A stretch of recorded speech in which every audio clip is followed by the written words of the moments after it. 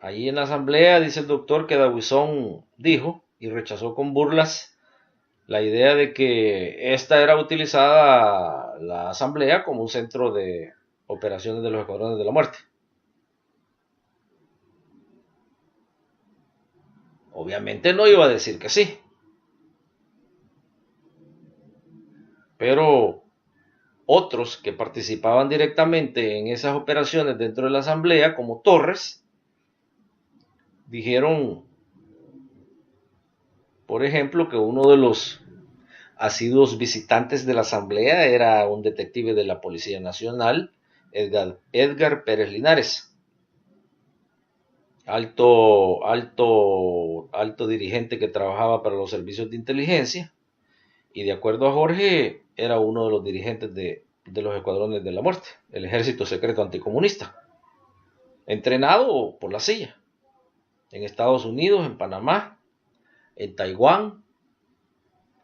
Y Torres le dijo al doctor que escuchó que Pérez Linares y otros detectives de la Policía Nacional conversaban con Regalado sobre algo que le iban a hacer a Mauricio Macier Andino. Porque Mauricio Macier Andino, en esos tiempos políticos del PDC, criticaba públicamente a los escuadrones porque él sabía cómo funcionaban.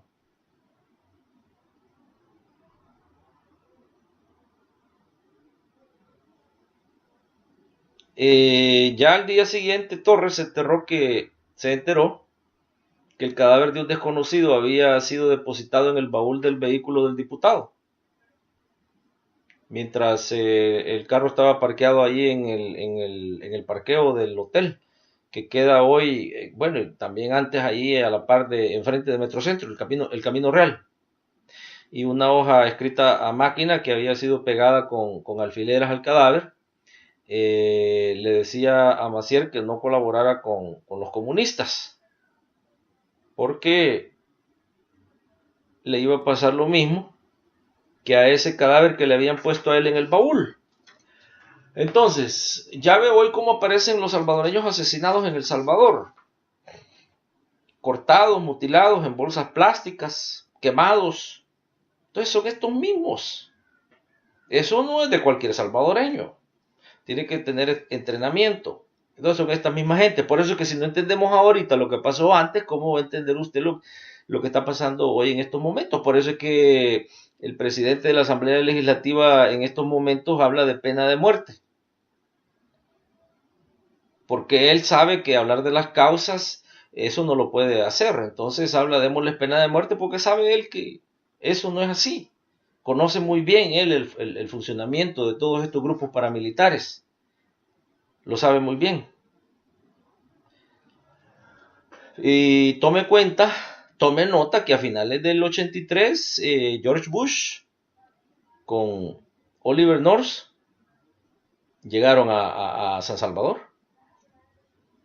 El vicepresidente de Estados Unidos en aquel tiempo llega a San Salvador.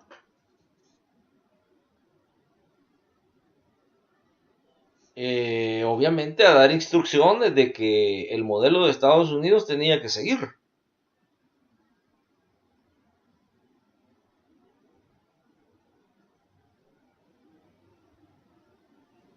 Así, así.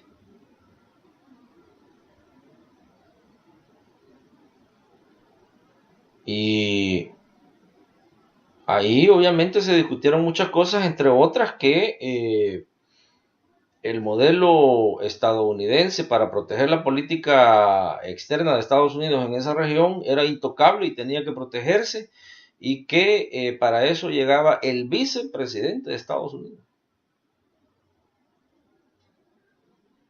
Allí George Bush llevaba una lista con unos nombres, y le dijo al gobierno, al presidente en ese momento, Álvaro Magaña, le dijo: a esta gente sacámela del país.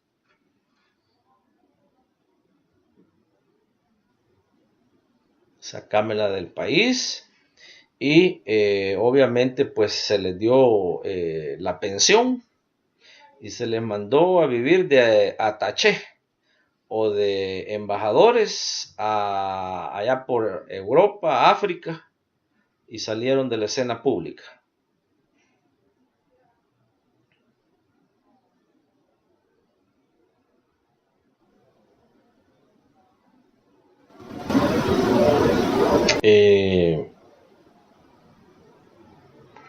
Ya para 1984, de la familia de los Regalados Dueñas, Torres y Jorge, eran la mano izquierda derecha de Jorge, del mayor Dawison,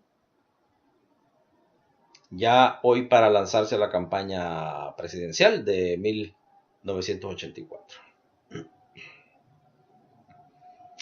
Y el ejército secreto anticomunista era dirigido por los Regalados y Pérez Linares.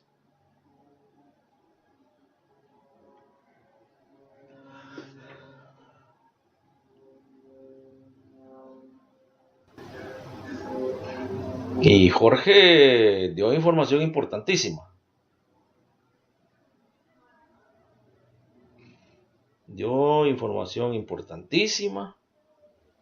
Trabajaron con Pérez Linares y a base de torturas lograron en esos días destruir la base de todo el movimiento de resistencia salvadoreño, urbano.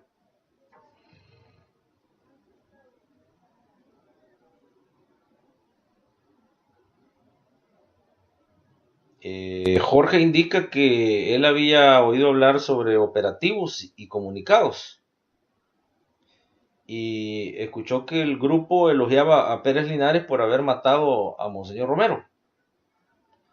¿Recuerdan ustedes? El arzobispo Romero asesinado de un tiro en el corazón el 24 de marzo de 1980.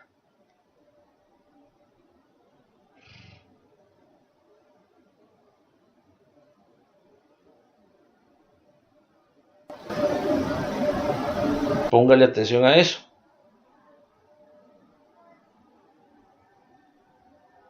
Oiga bien eso.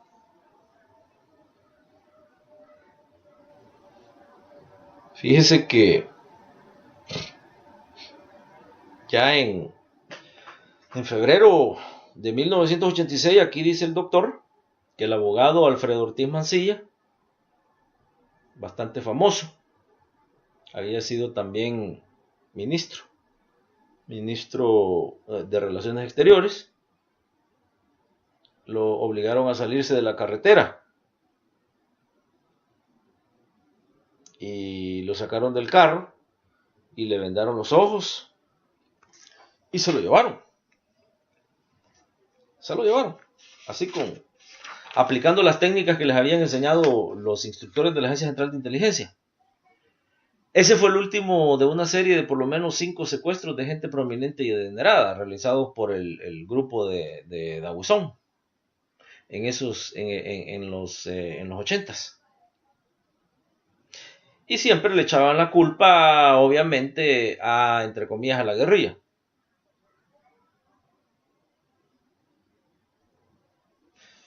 Y los dirigentes de todo esto eran Pérez Linares y su grupo, que estaban altamente protegidos por el Estado Mayor. Es como, por ejemplo, en el 2017 que digan que todavía siguen funcionando las maras. ¿Y por qué? ¿Por qué no las han derrotado? Por la misma forma que no podían derrotar a los escuadrones de la muerte porque tenían la protección de los organismos de Estado y del poder económico. Esa es la única razón.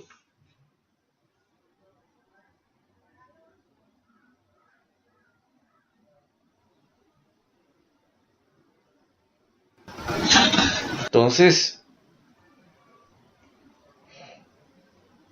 el nombre de Roberto Mauricio Staben, mire el nombre, Staben, alto dirigente de los escuadrones de la muerte. ¿Y los hijos de él ahora? ¿Dónde están en el 2017?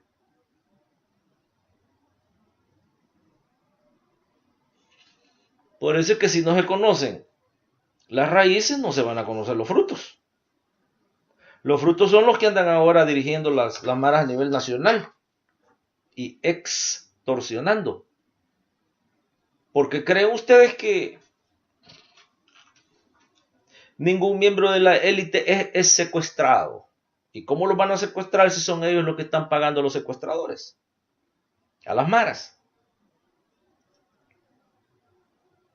Jorge comentó que Salvador Rodríguez, dice que le decían el negro, era el más violento de todo el grupo. Y cayó muerto en uno de sus tantos operaciones que hacían. Otro, Erasmo Oporto, se suicidó antes de recibir castigos.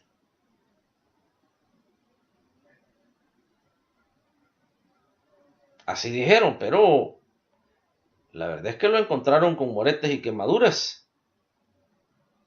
Entonces, todo esto que se dio en ese tiempo, hoy en el 2017, 2016, 2015, y no sigue dándose pues desde el 2000, desde que se firmaron los acuerdos de paz, 1994 hasta la fecha, van más muertos que los muertos de la década de los 80.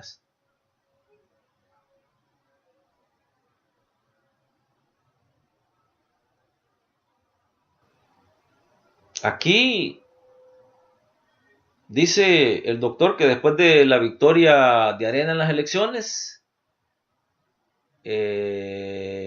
parlamentarias y municipales de marzo de 1988, los areneros se reunieron en el Hotel Presidente a cantar el himno que había escrito Hugo Barrera, el himno fascista.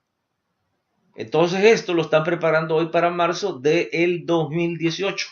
Mire cómo es la historia. La historia se repite para los que la quieren ignorar. Bueno, ya se va a repetir. A repetir se va. Allí cantaban, dice el doctor, El Salvador será la tumba de los rojos donde salvaremos a nuestra América inmortal Arena.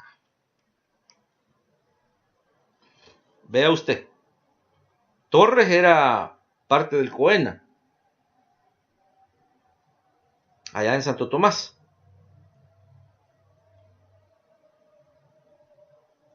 Y ya Torres dijo que había todo, ya estaba todo el plan. Dijo que si Arena salía derrotado en esas elecciones, iba a haber un golpe de Estado. Ya estaba todo ejecutado. El golpe de Estado ya estaba planificado, pero de repente ganan ellos las elecciones.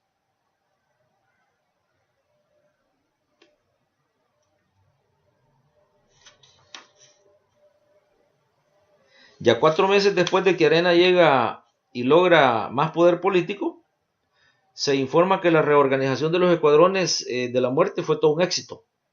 El embajador de Estados Unidos se mostró también en privado bien alegre, pero en público alarmado. Y felicita a todos los dirigentes de Arena en privado. Y obviamente en público habló de que no iba a aceptar a los escuadrones de la muerte.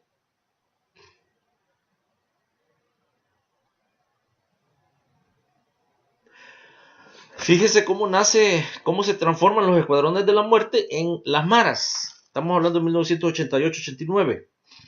Y las maras ya salen como tal inmediatamente de que se le da fin a un capítulo histórico con los acuerdos de paz.